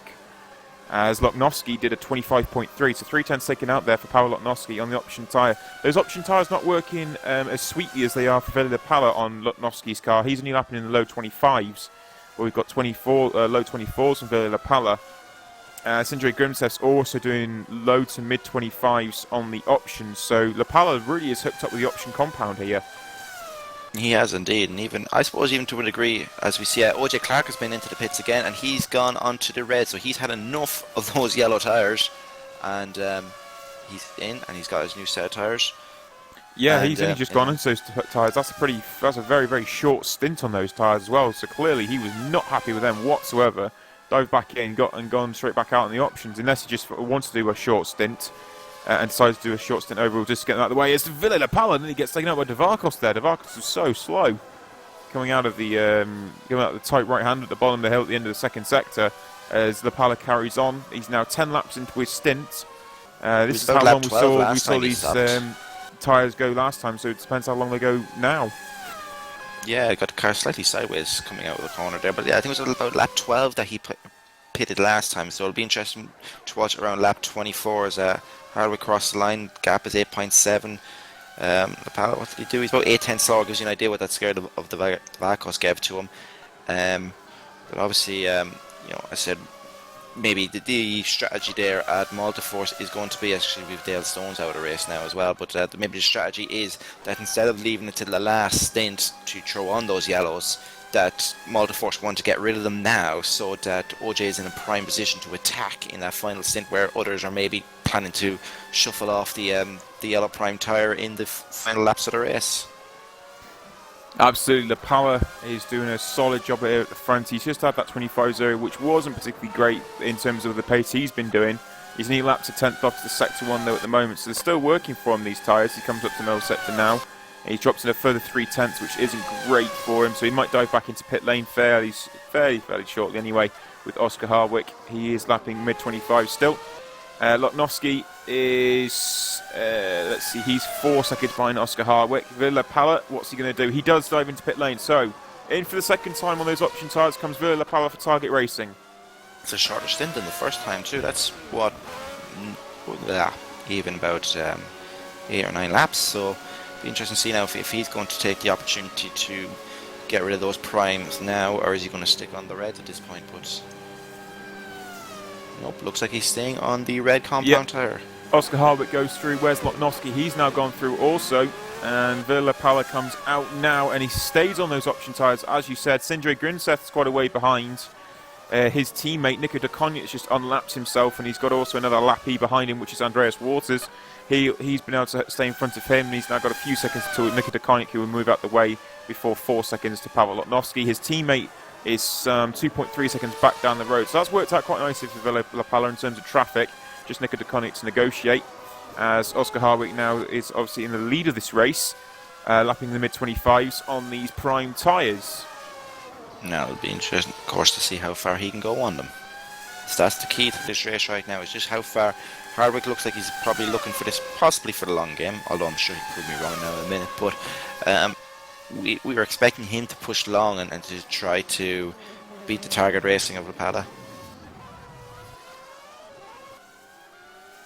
Oh, we have action at P10. We have Gatewood, who was going into the corner. He's being passed by Verneson. Verneson was down the inside. Verneson's actually out now. Oh, I see why. Gatewood came into the corner. Verneson actually lost it coming into the apex and came across backwards. And the angle, Verneson lost his back wing or back wheel even, when Gatewood collided with him. Not a lot poor Patrick Gatewood did wrong there, really. Verneson seemed to lose the car, and whatever way the angle went, that's the Vod Bull racing team out of this race now as well, with Verneson gone, and we're down to about 17 cars left on the track now. Yeah, and we've just had a race in pit lane as well between Pavel Lotnovsky and Sindri Grimsev. Lotnovsky was leaving his pit box and Grimsev was coming down pit lane. Lotnovsky went slower. Grimsev decided to dive underneath the back of him, and they both were very slow in pit lane. That's cost them both time. Lotnovsky stayed in front of Roy Schroeter, though. Grimsev's coming out, and will he get in front of Ryan Walker? He's coming down to turn 1 now. Grimsev's coming out. Oh, it's going to be so close between Walker and Grimsev. Now Walker's going to have the better tyres and he'll get the run out the corner, even though he's on the prime tyres there. Can he run up the inside at turn 2? He'll try it, but he can't get it done, so Grimsev's held on once again to that 5th place. Clear air in front of him, that's crucial. Schroeten's 4th, Lotnovsky's 3rd. He came back out in 3rd place. He made his stop as well. He's made his 2 stops. Villapala's made 2 stops, and so now has Sindri Grimsev. Yeah, so the only one on the top lads who are racing now is Hardwick, who hasn't stopped, and most of them seem to be staying, apart from obviously OJ Clark, who switched from the yellows to the reds. Everyone has kind of stayed status quo, so the likes of Lapala, Lipnowski, Schroeter, Grimseth all have to run the yellow compound tyre at some point in this race. Yeah, we're a little way, just gone over halfway, roughly-ish point now as well for Oscar Hardwick, who's just crossed the line. He's come up towards Devarkos. 25.2. So he's coming back into the low 25 range now for Oscar Hardwick. It's taken a few laps, but the prime tyres seem to be coming towards him. So this is encouraging pace. 24.7 was the last lap for Lapala, so he is still lapping fast on the options, and he will start to reel that gap in. But as our cameraman pointed out before, it looks there's a very strong shout that Oscar Hardwick will actually make a 1 pit stop less than Lapala on these prime tyres, and he's going for gun here at the moment with Oscar Hardwick out front. Lapala, 2nd place man, with Lotnovsky in 3rd. Roy Schroeten's getting very close to him, and they've got Andreas Waters, the back marker, just in front. Waters gets out of the way there, so at least Roy is more or less nearly into an area where he can utilise the draft lease and help him drag himself up. Runs a bit wide there coming out of the corner, a bit naughty that. But he may be looking at an opportunity of trying to get around Lotnovsky. But it's great to see Roy looking a little bit racier. He struggled in the first few races. I suppose there's a lot of expectation on Roy coming into this season, and especially with the move to CSG. A lot of people were tipping him at least as an outside bet to the title, even with having a teammate like James Shepherd. That hasn't really come together so far for Roy this year, but it's great to see him back up towards where we know he is capable of being. And he's doing a great job at the moment in that 4th place behind Pavel Lotnovsky. Roy's only stopped once, and Pavel has already made his 2nd stop, so those tyres will start to come towards Pavel fairly shortly, as Roy is lapping some 3/10 off his own pace currently, 1.2 off the outright pace, which is 20. He's still lapping mid-25s on the options, so that's fairly solid pace for him. Sindri Grimsev some 6 seconds behind after the that slightly longer stop as well, and he drops quite a lot of time there. So Sindri Grimsev's also made his 2nd stop as well. Ryan Walker is in 6th after only making the 1 stop, which is Seppi Ranieri just 9/10 behind actually. So Walker is going to have to be a little bit careful because he's got the fast Italian approaching him at quite a pace actually. He's low 25, so... Oh no, he's just got up into 26s in fact. So he looks like he's starting to struggle on those option tyres now, is Ranieri. He's about 12, he's 12 laps into a stint on these tyres, so anything over 10 laps here, Phil, looks like the option tyre just goes completely shot. Yeah, and as you can see, I suppose we're using Lapala maybe as a yardstick on it, but even, I suppose we could be also looking at a situation where we're looking at just ahead to Ryan Walker and how far he seems to be pushing it now. As we can see, OJ's gotten rid of the tyres already, but maybe Walker and Hardwick are going to be the 2 men we need to look out for that are going to try and do this in the 1 stop less. Absolutely, and Oscar Hardwick has carried on those prime tyres. Lapala has closed the gap. He's up in low 24s once again. It's a good pace here from Lapala, still on these option compound tyres. Lotnovsky is a little bit further way back, with Roy Schroeter has now dropped back from Lotnovsky, so those tyres are coming up nicely now for the Innovision car. Ranieri, here we go, so 7th place man Ranieri dives into pit lane for Scuderia Basilia. He's pulling around now, and yeah, those last few laps for Ranieri in particular, 26.0 and 26.4, so those 11th and 12th lap of that stint were really very poor for him as Ranieri dives into pit lane now. Might explain why Lapala decided to pit a little bit. We said that he probably pitted a little bit earlier than what we expected of him, but maybe that was the idea that he'd seen from the first stint, that as Ranieri is very sluggish getting away, there's got to be a good 1 second, 2 seconds maybe lost, and a very sluggish getting away out of his box there. as he's going to slot in. He's going to have to be battling Scott Bennett going to turn 1. Looks like he probably has enough pace to beat the Intervision driver. Yes, he does. Mounts the curb, blocks him off nicely, and on his way, and a bit of free air for him, but he's back there in 9th position. So really, it's all the people on the we're waiting to stop. I think we're still waiting on Roy to stop, if I remember correctly. He hasn't stopped. I think he stopped about lap 13, lap 14. So he's probably the next person we're going to see still on the red option tyres to make a stop. Yeah, and even though Roy's nearly 13 laps into a stint here, he's still lapping in the high 25. So Roy's actually keeping quite consistent with his pace. He's just coming through the final corner now, and he's still going on. This will be the 13th lap he's completed on this particular stint on these tyres. He comes across now, he's done a 25.8 again, so he's, yes, pretty solid pace for Roy. Looks like he may come in on this lap, but Roy Sheridan, he's having a good race here in 4th, but he'll be diving into pit lane fairly soon to change over those tyres. Sindre Grinseth is in 5th place, Ryan Walker's carried on, OJ Clark carries on also. Giuseppe Ranieri, by the way, he came back out on the primes. Scott Bennett's just behind. He's also on the prime tyre, but Ranieri is out on the primes as well. Yeah, keep an eye on him and see how long he's going to do it. Is he going to try and lug a long stint in here, or is he just going to do what Clark did and just try and do a required amount of laps on him and try and get rid of them? Speaking of OJ Clark, he's there in 7th. Kind of got a bit of spaced out now. I think the closest battle we do have is Lugnosky versus Shorten right now, and obviously Lugnosky is pulling ahead at this point due to the fact he's got fresher tyres, and as we said, we'll be interested to see when Roy comes in. We'll probably know about half a lap now. Up front, Lapala is still racking in very consistent lap times right now. It's a 24.5, 3/10 off his very best, and he just cuts that lead a bit more, as we can see that with a 25.2 by Oscar Hardwick. I suppose, as well as the prime tyres having to come in for Hardwick, we have to assume, obviously, that the car is filled up with more fuel, and obviously, more fuel, the slower you go. And so, CSG man of Roy Sheridan just dived into pit lane there, Phil. Yeah, obviously we're expecting he's a lot more attacking than his teammate was at the time, a bit more practice, and to see where that's going to slot Roy out, we'd expect him at least to be somewhere, maybe around, he's a bit slow, and he's also gone on to the prime, so he's going to go for his stint. It'll be interesting, obviously, to watch between the two CSGs if they're going to have differing strategies. Now, as OJ Clark goes by, he's going to should slot out ahead of Mark Wicks. Indeed, he does. Bit of clear air around him, and he'll be able to try and chase down OJ Clark. Yeah, it looks like he's gone for quite a lot of fuel there as well. That was quite a long stop for Roy Sheridan, so he's gone for more fuel, and he's on the yellow banded prime tyres. He's now some 3.2 seconds behind OJ Clark, who's still on the option tyres, and he's pitted twice already. So we're still waiting to see when these prime tyres start to go off. It's now Oscar Hardwick's about to cross the line now, and that would have completed his 15th lap on this particular stint on these tyres. So it's pretty good. It's still going pretty well. Yeah, 25.4. Still very, very consistent, these tyres. They're durable and they're consistent. While they don't have the overall pace of what the options do, they're a very good race tyre overall, aren't they here, Phil?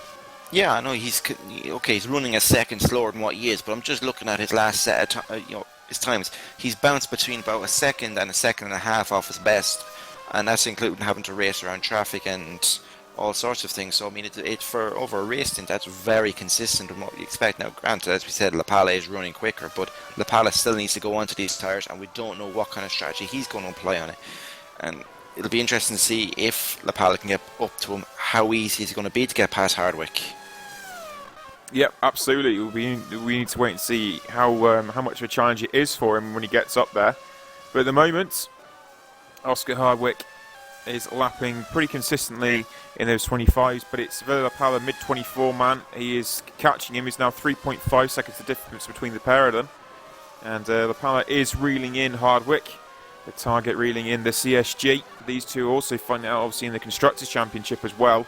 It's a solid haul of points that they're potentially on their way for Target here. They're currently running in 2nd and 4th, with the CSG out in the lead currently, and the other CSG of Roy Sheridan down in 7th. So some good points for both teams. In fact, Roy's doing a very solid job, but so the advantage will swing towards Target currently, as Loknovsky is in 3rd. Had a bit of a moment in the second to last corner there. He got a little bit wide, and he's sorted it all out though. He's dropped some 20 seconds behind Villa Lapala now, 6.4 seconds behind Grimseth. Yeah, a bit of a shaky lap there. Oh no, it wasn't in the end. He came back down 25.2, so final corner was decent for him. Stayed pretty consistent to what he's been doing. Grimseth's done a 25.4 there as well, so these option tyres working quite nicely for some people. But I think it's been quite interesting to see for Oscar Hardwick in particular that he's able to lap in these low 25s, and it's exactly what some of these drivers behind are doing as well. But they're on the option tyres, so the prime tyre is working very, very well for Oscar, but just not in comparison to what Villa Lapala is able to do on the options. Indeed, well, we'll have to see what he can do when he gets his try on him, but you can expect that Hardwick has a wealth of information going into this race and preparation, and knows what to do. We've seen it so far, since he's recently joined, but he's made a splash, obviously, and that's why he was chosen to replace James Shepherd. It's here we are, different race, but the same cars out front. It's a very impressive, and it just goes to show the depth of talent that CSG and of course their associated teams have to put on, that they can afford to lose James Shepherd and they can still come out as a Lapala. He's slightly balked there by Scott Bennett coming out pit lane, probably lost maybe a couple of tenths there, and Lapala he'll be seeing Hardwick now, and that's all the motivation he'll need now. He's within 2 seconds of him, and it won't be too long before he's going to be sniffing at the back of that CSG racing car. And it looks like our cameraman Simon Melwish could be a bit of a stroke of genius. He should have put a bet on here for Oscar Hardwick, because if he gets within about the next 4 laps, 3 to 4 laps on these prime tyres, he'll be able to dive in and just need to take the option tyre once again. So it could be that one stop less that Simon Melwish referred to before, and that might just work out, although he has got Martin Bolger in front of him, but he's moved out of the way. But Lapala has closed massively on this lap. He's now just a few tenths behind, and those option tyres are working beautifully for him. Oscar Hardwick shouldn't really battle him too much, because he knows that they're completely different strategies. Lapala's coming up to the back of Hardwick now, but Hardwick, like I said, he only needs to do 3 or 4 more laps here, Phil, and he's in right into the window to be able to get those option tyres to the end. I don't know. I think Hardwick. Yeah, here he's dived in. Hitting in now. Oh, that could be too early. That if he goes onto the options now, that might be a little bit too early to get him to the end. He might struggle in the final few laps. Is he going to go onto the option tyre, or is he going to go stay on the primes? Got to be on primes, has to. Yeah, he stayed on primes, so he's carried on the prime tyre. Interesting decision. I would have thought he would have been thinking, right, I'm going to go on the options, because he was one of the last people to stop with the leaders. I'm just trying to remember what lap he was. Well, it was lap 12, so it wouldn't. Yeah, probably would have been pushing it, but I wonder if he's got the fear though, as such, because he's seen Villa Lapala come up behind him, and knowing that he needs to get to the end. These laps he put on lap 32. If he'd done it on 34 or 35, that could have been ideal.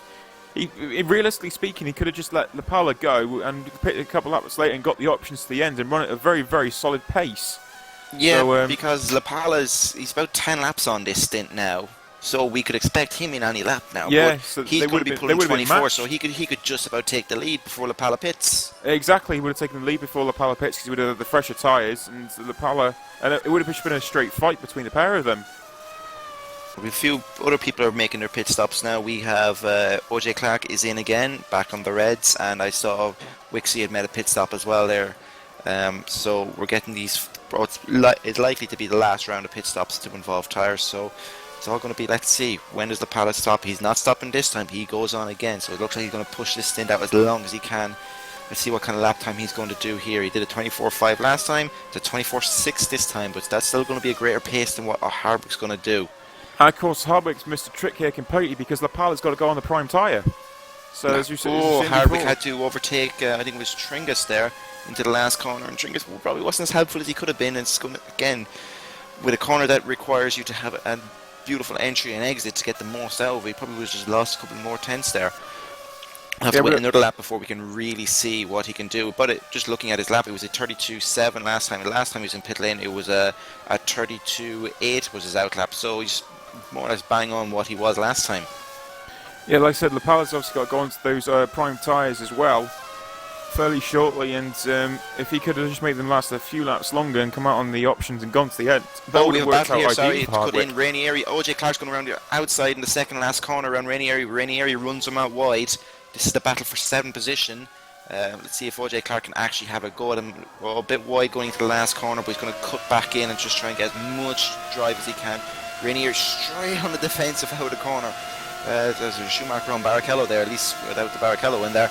And OJ Clark has a sniff. Rainier moves himself back across the track, but OJ is going to try and run around the outside. Ben Warren has left the game, so we assume he's retired. OJ Clark, a little naughty on the outside there, maybe just about keeping the car on the road, but overtakes with that superior grip. Rainier tries to lunge around the outside and sticks it in there. That's brave from the Italian, but it looks like OJ Clark will have this one signed, sealed and delivered. But yeah, as I said, Ben Warren is also out of the race there. Absolutely, yeah. OJ Clark with a great move there, obviously on the option tyre as well, so he's got the extra added grip behind, and Ranieri's on the prime, so it's worked out ideally for OJ Clark. Yeah, the Villa de Pala's just come out of pit lane now, and he is on those prime tyres. Oscar Harwick is also on the prime tyres, and I'm afraid, Oscar, that might have been a mistake overall, because you could have been out on the option tyre and run him down. It's 2.2 seconds the gap between them, and they've both made their final round of stops. Phil, what do you reckon on that one? I still think he's made a mistake there, Oscar. It's such a fine line, and we've seen when these tyres go, they really go. But given the fact, and we can see that Harwick is pushing that car hard as he goes through turn 3 there, I felt he probably could have. I mean, he'd done 12 laps. We'll have to ask him afterwards whether he felt, he could have gotten the extra 2 or 3 laps out of it.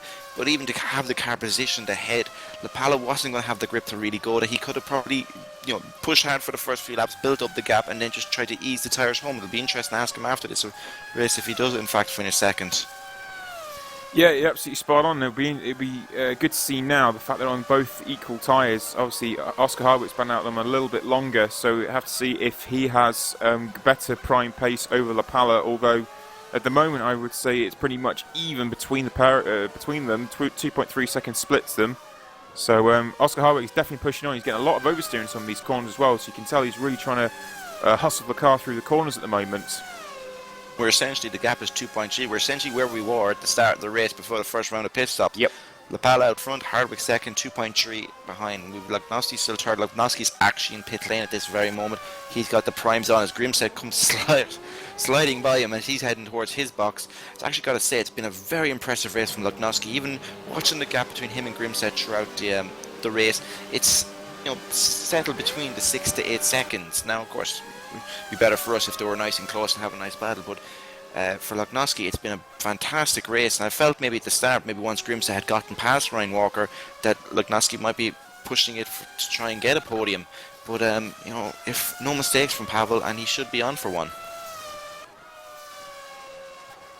Yeah, Pavel's having a great race. It's been pretty quiet actually for him, and he's sitting at third place for innovation, but he's doing a great job at the moment. He's 21 seconds behind, 6 seconds behind, and Grimseth's 6 seconds further back.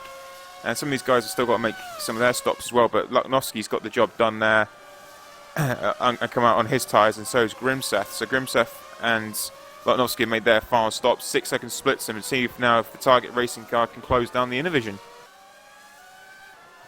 Yes, indeed. And just looking up and down, I think everyone is more or less finishers. Ryan Walker obviously will be finishing the race on primes. He actually managed to make it to, what was it? He's after stopping on lap 33 there for his final. That was a nice little window, and he's taking now the option tyre. That's exactly the strategy that Oscar Harwick should have done.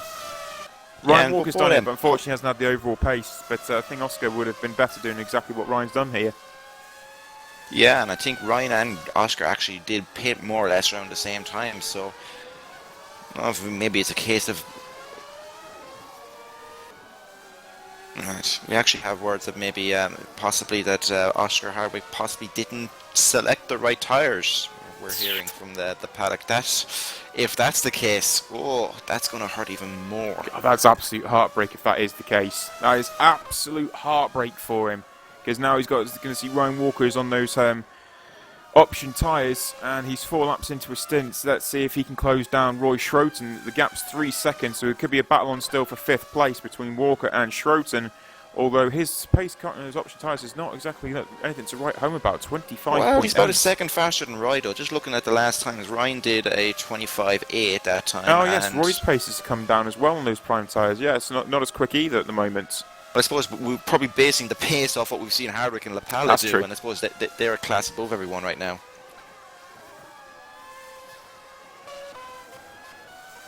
Yeah, we're just receiving word that Ben Warren decided to pull a David Coulthard and crash on entry to the pit lane.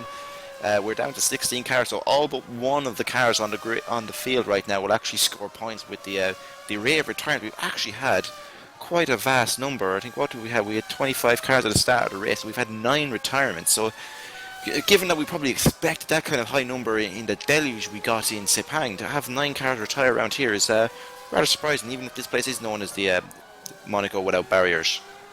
Well, yeah, exactly. But I guess the nature of the track, it's quite a bouncy and abrasive circuit, and a challenging circuit nonetheless. And a lot of these drivers have been caught out by it.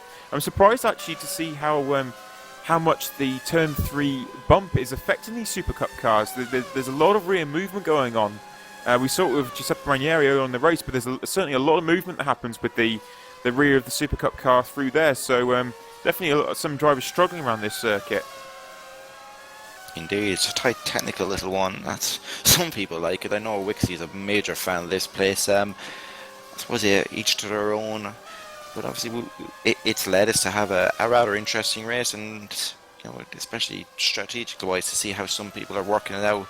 I said, looking back at Ryan Walker's a little bit slower that time. He did a 26.1 that time, and Roy Schreiten did a 26.2, so they kind of matched each other. Now Ryan really has to take the finger out now, and really, if he wants that 5th position, which, granted, he's not going to continue to run at podiums here, but it'll be another good race, and another one he can look at a feather in the cap with a good strategic move if he can catch Roy and overtake him.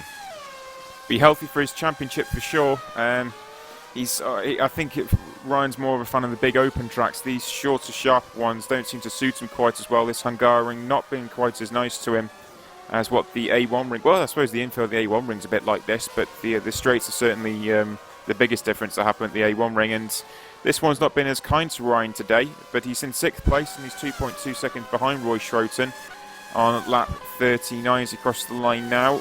On lap 38 he crosses the line as he chose to close down the CSG Racing. He's got a 7-second advantage over the Multiforce, although Ranieri is closing in 7th place now. Giuseppe Ranieri for Scuderia Brasilia against OJ Clark in the Multiforce, and he still can't quite get it done, does Ranieri. And the interesting thing about this is that Ranieri is on the yellow prime tyres, while OJ goes deep in there to turn 2, and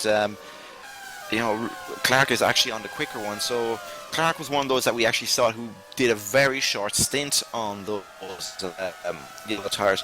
Makes you wonder whether his style of driving has actually been burning up the tyres rather quick, because really this shouldn't be really an issue, because both Clark and Ranieri were rather close pace-wise when they were on equal tyres. So really, OJ shouldn't be in this struggling position. Absolutely not, and OJ Clark as well. He's only six laps into a stint on these tyres, whereas Ranieri's 12 laps into a stint on his primes at the moment. Yeah, it's a rather interesting one. We haven't seen the fall off come till they hit double figures on these tyres. So, OJ was one of the first ones. As they all start going deep with the Vacos, been a bit of a roadblock there, and I think maybe given the two... So the same spot as he was earlier in the race as well there. Yeah, just going a bit deep and probably giving these leaders a bit, something to think about. But let's see if Ranieri is going to have another go here. See, I suppose he's losing so much because he's lacking that grip going into the final turn. He's not getting anywhere near close. OJ does take a bit of a defensive line, but by the time Ranieri's starting to get a bit of a gap on him, it's Ranieri very deep, too deep, and runs wide. I suppose he's looking for anything. A bit naughty there. Looks like he has to keep an eye out on that now, whether he's going to try and use a bit of the Astro there. OJ very deep there into turn 2. He's going to, you keep presenting yourself like that, and he's going to take advantage of you.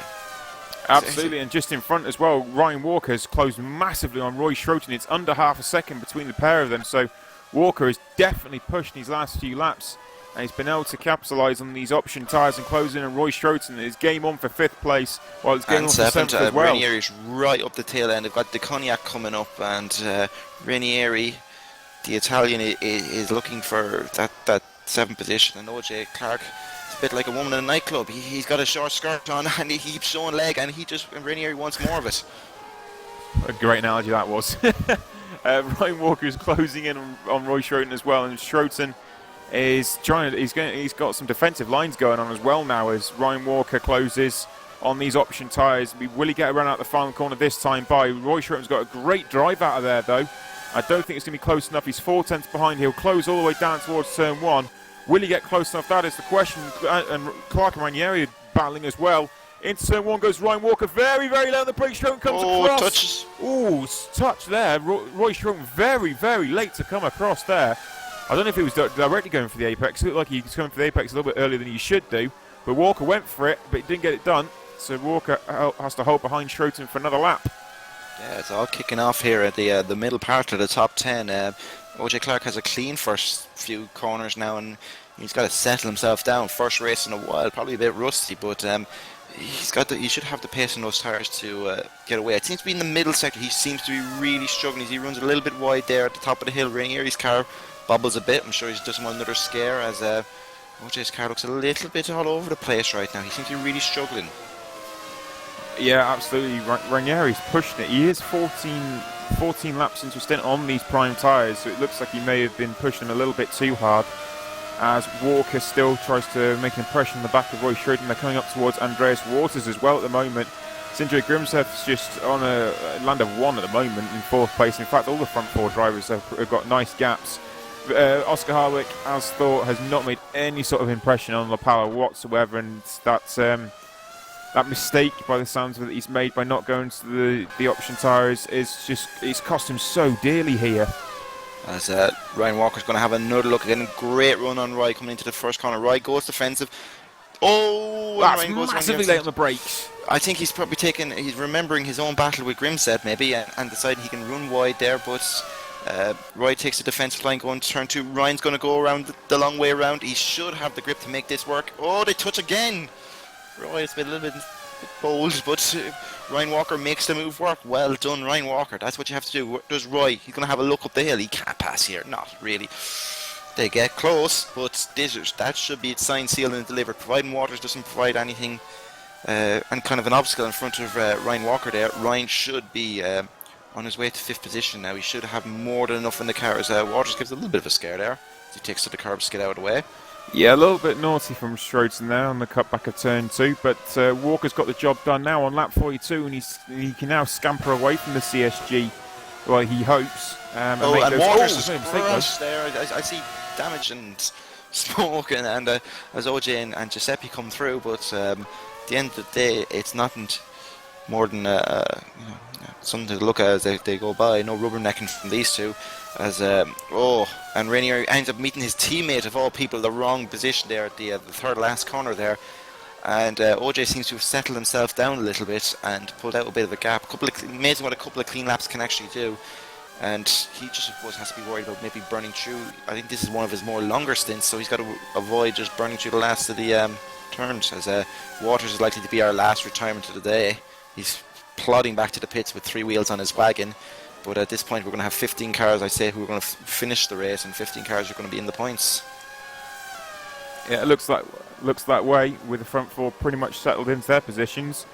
Ryan Walker negotiating Roy Schroeten has allowed him into 5th place.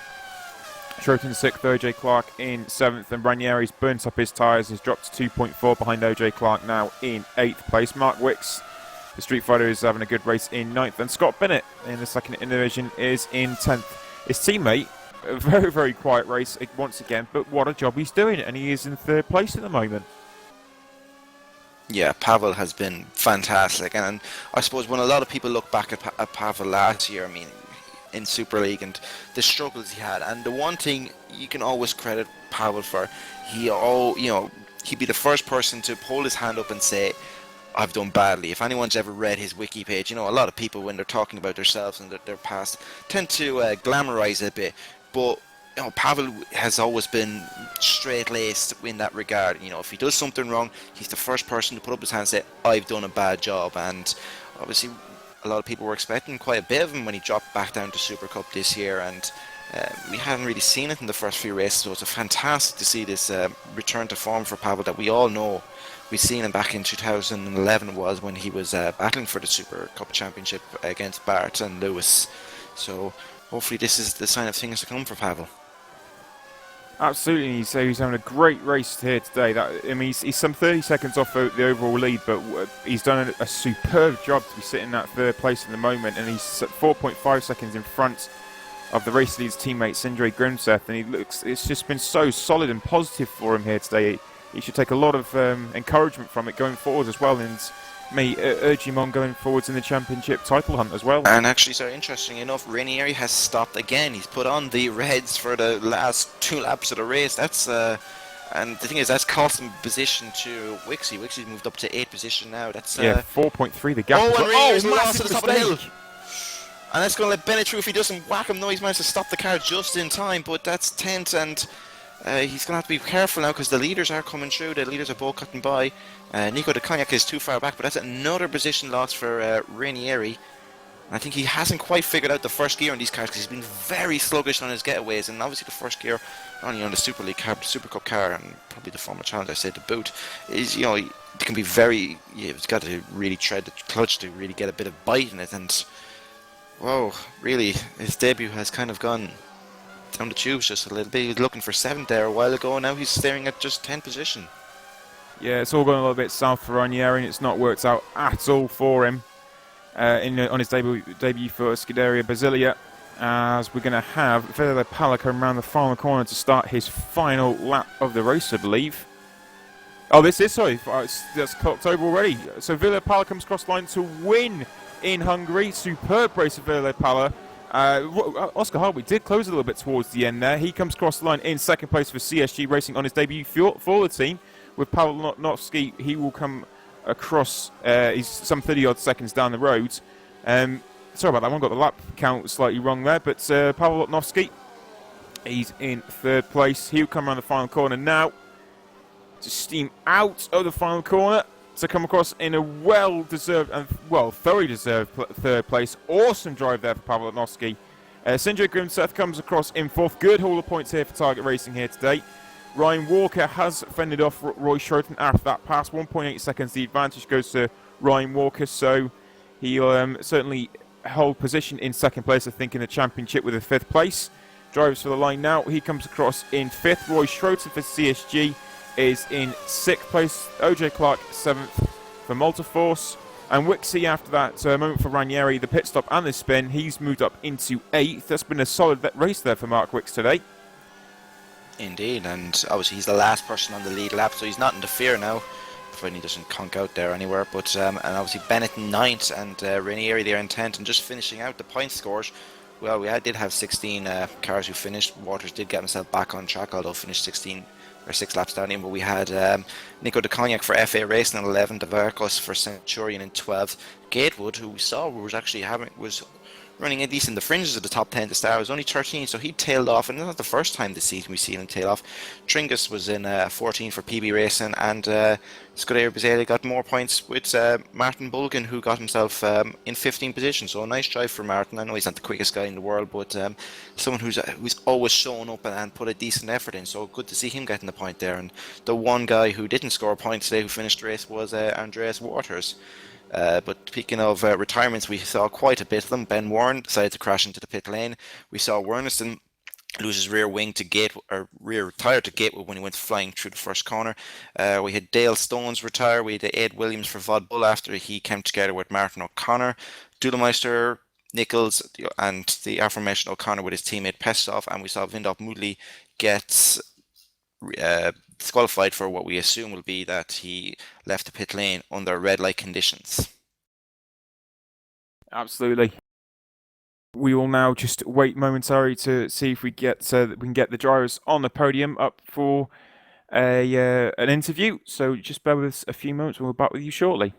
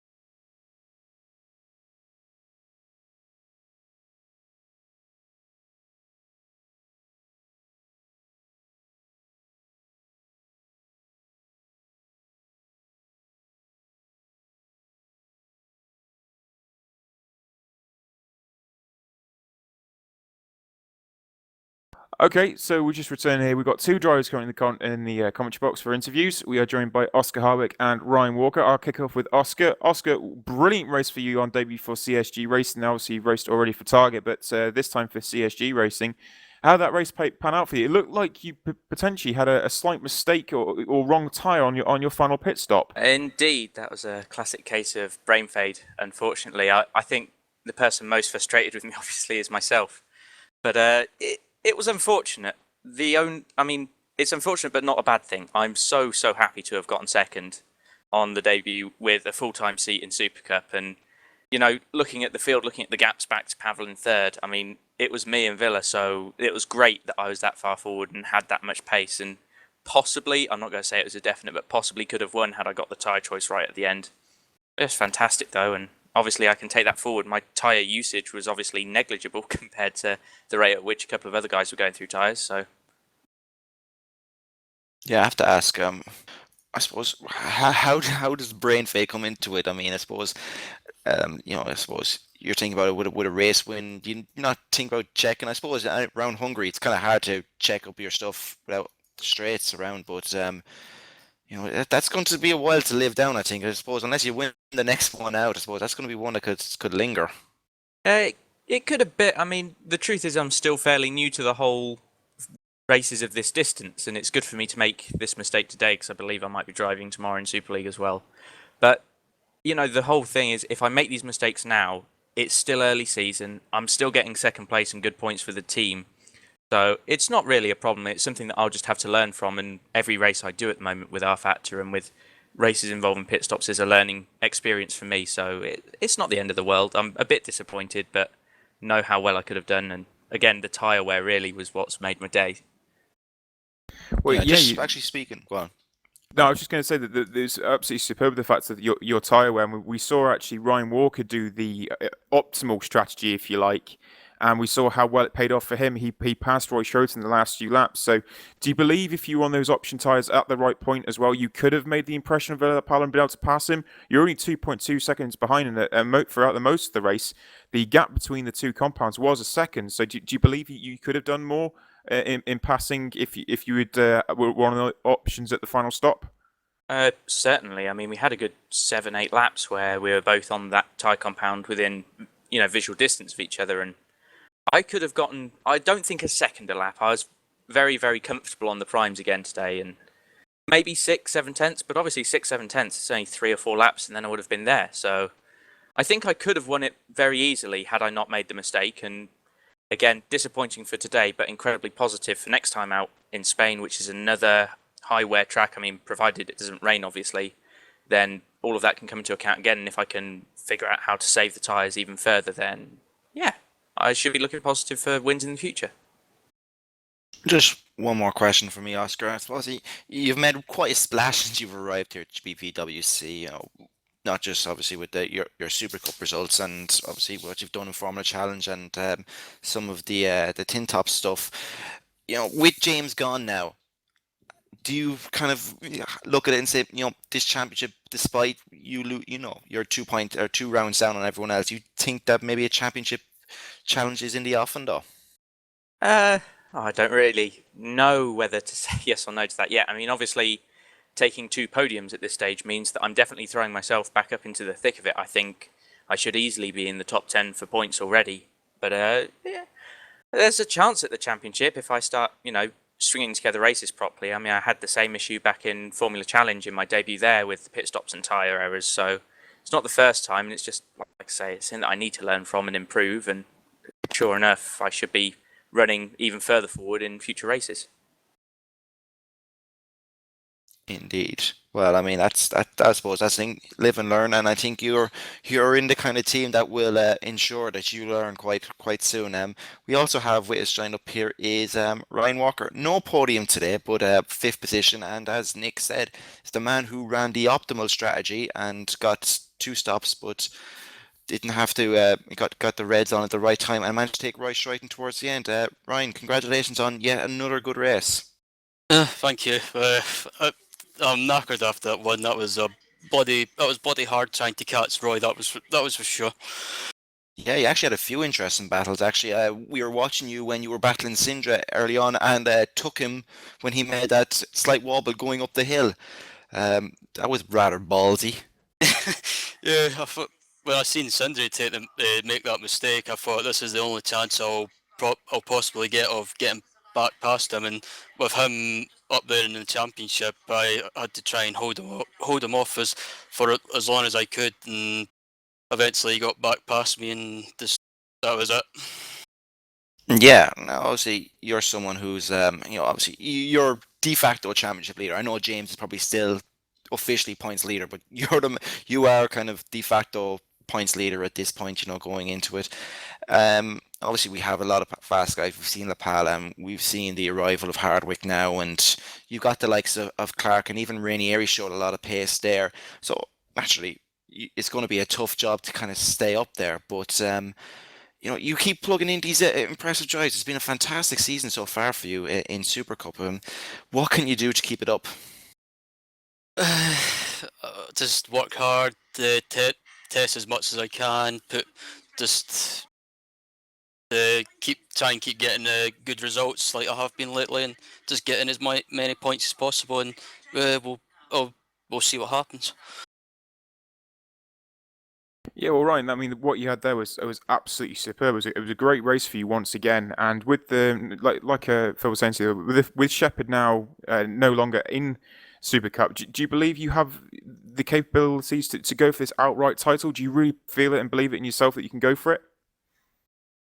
I think I'm not quick enough to go for it, but I really feel now that since the start of the season and with the results I've got, I feel like I could really give the championship a good go. And if if I can't if I can't win it, then I would really love to try and finish in the top three. But it's still too early in the season to be thinking about the championship. But with people like Sundry and Villa and Oscar around as well now, it's going to be really difficult. But as I say, I'll give it my best shot. Well, congratulations once again today there, Ryan. It's a very strong and positive race for you, and you did run the optimum strategy by the looks of it as well, so excellent work on getting the 5th place. I believe we're just about rounding up here now, Phil, by the looks of it, with the interviews. Just final thoughts from yourself there tonight? Yeah, we've obviously had a very interesting race here tonight, and we've seen the emergence of with the exit of James Shepherd of probably 2 championship contenders in Lapala and Hardwick, and we've seen that the likes of OJ and Rainieri coming in, that we should have a very spicy season going forward. And as we can see, we still have heroes that are people who maybe aren't what we would class as alien drivers. I mean, my driver today would probably definitely have to go to Pavel Lognoski for a fantastic and very consistent drive, and no errors from Pavel today, which is something I suppose people associate with the guy when he's out in track. Just even minor errors that set himself aside. But today, no errors, and we just saw what he can do on a good day.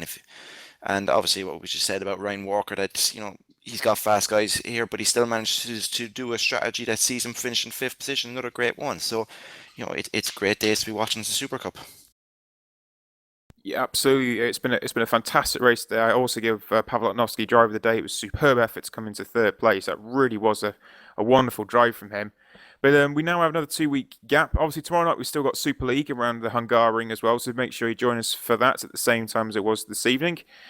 Qualifying around about that 7:30 mark, so we will look forward to Super League tomorrow evening. And then it's in 2 weeks' time then. We have the Spanish Grand Prix, which is the Circuit de Catalunya for the Super Cup, which is April the 24th. So please do join us again on simrace.tv. I've been Nick Rowland, Phil Cullen, and our cameraman, Simon Meliush. Thank you very much.